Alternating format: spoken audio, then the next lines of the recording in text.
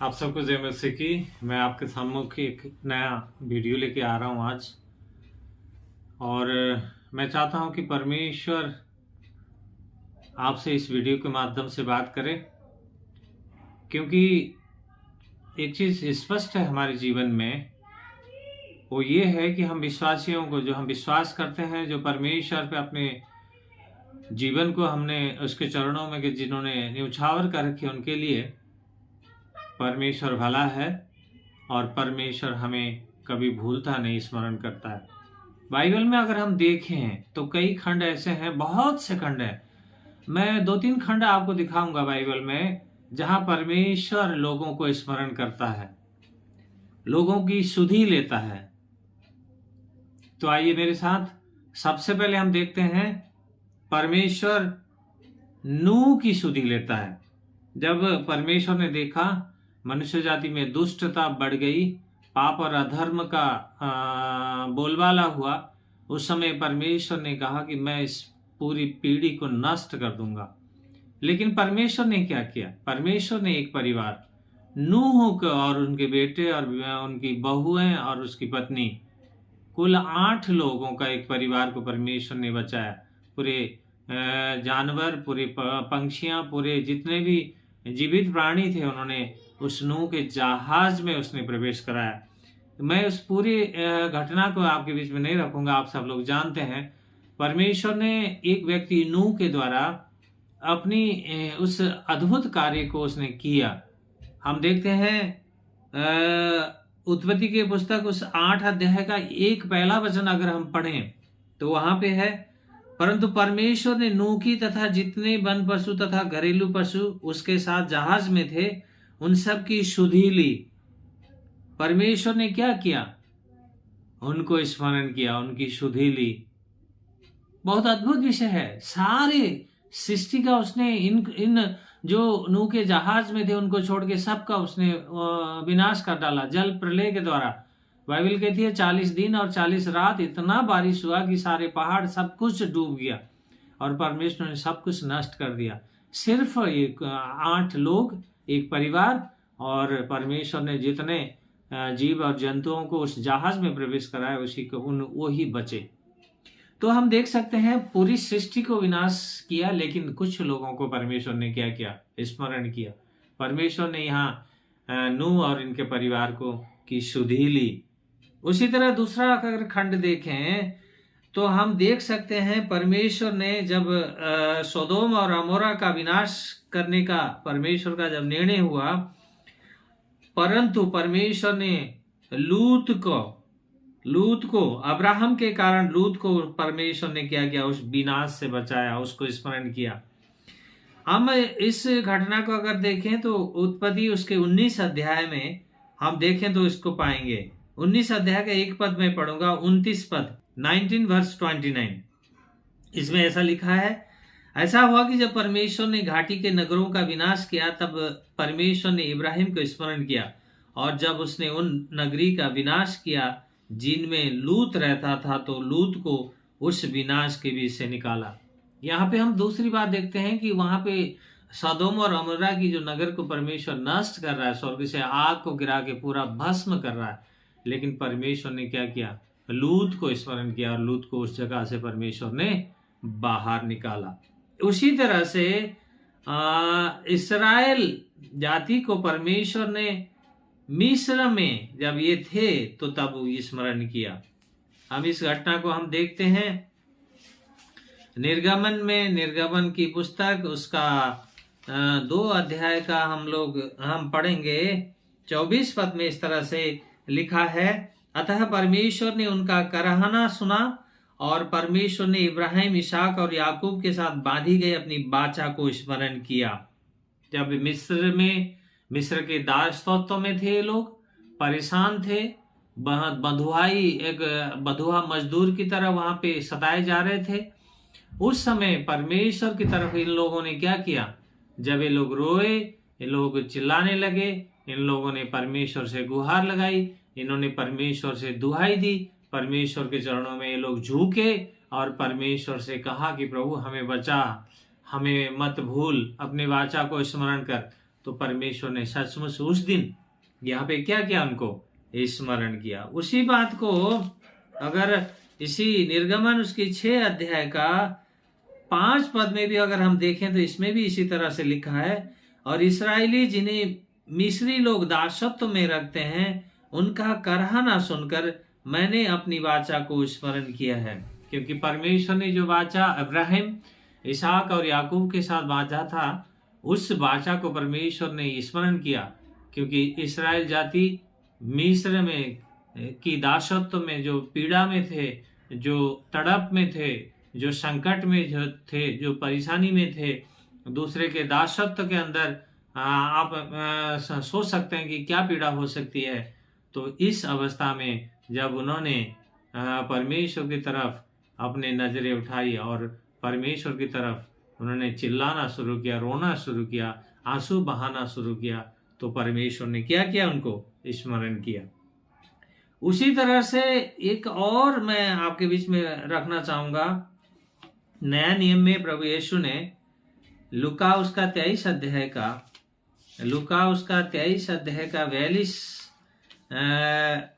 और 43 पद में अगर हम देखें तो यहाँ पे प्रभु यीशु क्या कर रहे हैं, एक डाकू को, एक ऐसा व्यक्ति डाकू जिसको मृत्युदंड, क्रूस पे मृत्युदंड मिली हुई है, यीशु के साथ उसको भी क्रूस पे चढ़ाया गया, लेकिन उसने पश्चाताप किया तो परमेश्वर ने उसको स्मरण किया। यहाँ इस तरह से लिखा है, तब उसने कहा, हे यीशु, जब तू अपने राज्य में आए तो मुझे स्मरण करना।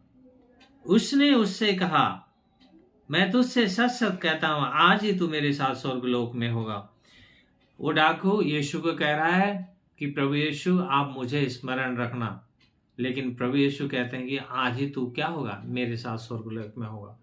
उस डाकू का जो पश्चाताप, उस डाकू का जो जीवन, कैसा भी जीवन रहा होगा, उसने जीवन भर कितनी हत्याएं की होगी, कितनी लूटपाट किया होगा, कितनी डकैती डाली होगी, क्या कुछ नहीं किया होगा। अधर्म और पापों से लिपटा हुआ व्यक्ति जिसको रोमी शासक द्वारा क्रूस की उसको दंड दिया गया था, उस क्रूस के दंड के उस पीड़ा में भी जब यीशु मसीह के साथ एक तरफ दूसरा डाकू था, एक तरफ बीच में यीशु मसीह थे, दूसरी तरफ ये डाकू था, जब इस डाकू ने प्रभु यीशु को कहा कि प्रभु यीशु मुझे स्मरण करना, क्योंकि हम तो हमारे अधर्म का, पाप का दंड भोग रहे हैं, लेकिन आपने तो कोई पाप नहीं किया, आपने तो कोई गुनाह नहीं किया, लेकिन आप प्रभु मुझे स्मरण करना। जब आप अपने राज्य में आए तो मुझे याद रखना, मुझे स्मरण करना। सचमुच से प्रभु यीशु ने उसी दिन उसको स्मरण किया, और बाइबल के अनुसार वो व्यक्ति यीशु मसीह के साथ अनंत यात्रा में, अनंत जीवन की उस यात्रा में, अर्थात स्वर्ग में यीशु के साथ चला गया।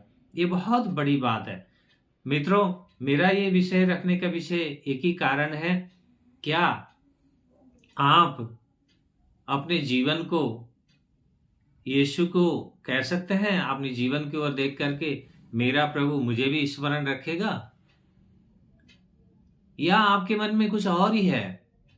अगर ऐसी प्रश्न है आपके जीवन में, अगर कोई पूछे क्या आपको यीशु मसीह स्मरण करेगा, तो आपका उत्तर क्या है, ये बहुत महत्वपूर्ण है। इसी कारण से हम अपने जीवन की गहराइयों को झांक करके देखें, हम अपने अंदर झांक करके देखें, क्या हम परमेश्वर की उन आज्ञाओं को पालन कर रहे हैं जो यीशु मसीह ने हमें करने के लिए कहा है।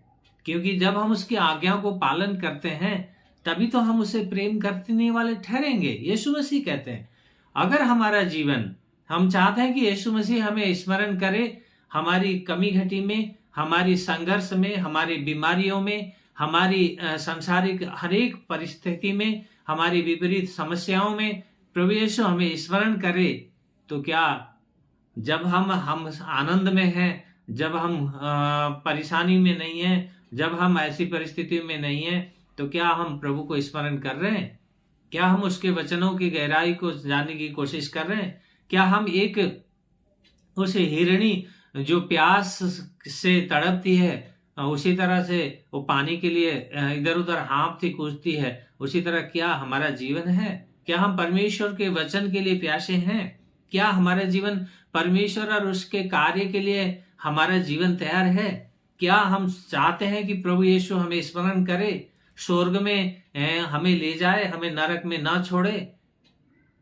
अगर ऐसा है तो जरूर गौर करें, जरूर सोचें, क्योंकि बहुत दुख होता है। कई बार मैं देखता हूं लोगों के जीवन में नाम से तो मसीह के हैं, लेकिन काम से शैतान से भी बढ़ के हैं। ऐसे मसीह बहुत से हैं इस संसार में, इसी कारण बहुत दुख होता है। इसीलिए मित्रों, मैं चाहता हूं कि आप अपने जीवन में इन बातों को गांठ बांध लें। अगर आपने यीशु की ओर ताका है, अगर आपकी नजरें यीशु की उस क्रूस की ओर हैं, अगर आपने पश्चाताप ही हृदय से उसके गले लगाया है, आप यीशु के पास आए हैं, यीशु के चरणों में गिड़गिड़ा करके आपने कहा है, तू ही मेरा प्रभु है, तू ही मेरा परमेश्वर है, तू ही मेरा उद्धार करता है, तो मित्रों बाकी का जीवन भी हमें उस प्रभु की आज्ञा के अनुसार, उसके वचन के अनुसार जीना होगा।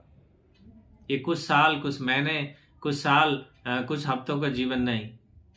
प्रभु का वचन बाइबल प्रकाशित वाक्य में कहता है, जीवन के अंत तक हम अगर विश्वास योग्य रहेंगे तभी क्या होगा, हमें जीवन का मुकुट मिलेगा।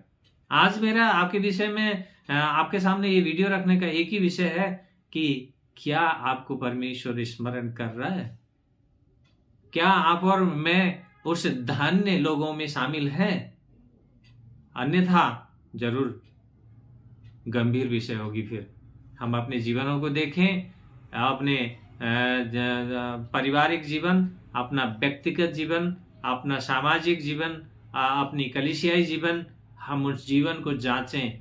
क्या हम हर जगह एक जैसे पाए जाते हैं, या हम अपने जीवन में हम जैसे कहते हैं ना कि हाथी के दिखाने के दांत और चबाने के दांत और, ऐसे तो नहीं हमारा जीवन।